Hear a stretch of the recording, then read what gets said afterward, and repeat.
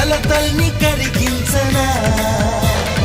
కస్తూరిలా మారి నీ నుదుటనే చేరి కడదాగా కలిసుండనా కన్నీరులా మారి నీ చంపపై జారి కలతల్ని కరిగించనా నీ కోటగా మారేందుకే నా గుండె చాటుల్లో చోటున్నది నీ వాడిగా ఉండేందుకే ఈ నిండు నూరేళ్ల జన్మున్న